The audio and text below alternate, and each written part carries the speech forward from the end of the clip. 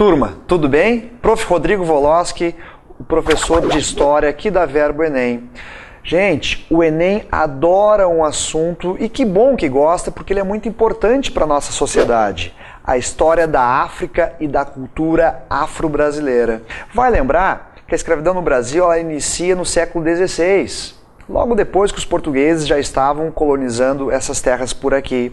E a escravidão ela era um instrumento de colonização, de ocupar as terras, colonizar as terras e fazer render esse território.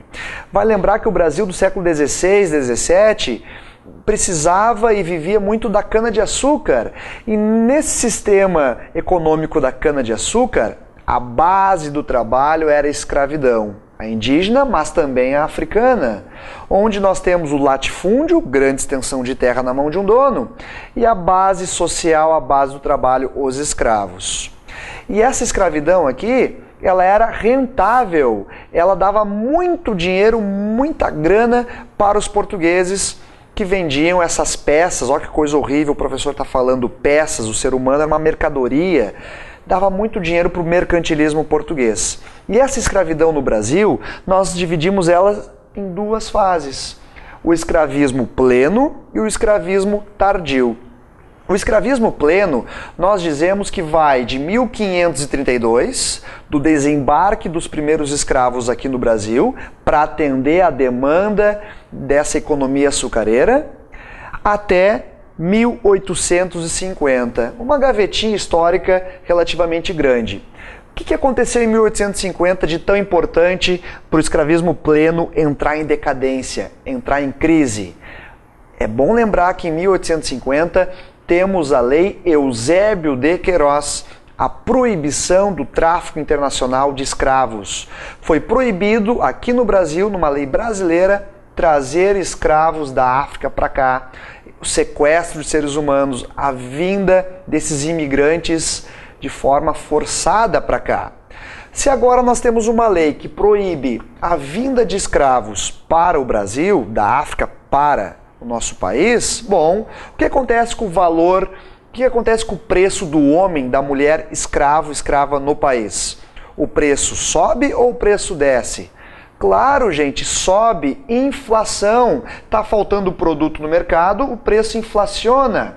Associando a essa careza, os preços altos da mão de obra escrava, soma isso com a resistência dos escravos, pressão de militares, republicanos, dos partidos abolicionistas, tudo isso foi deixando esse sistema escravocrata em decadência.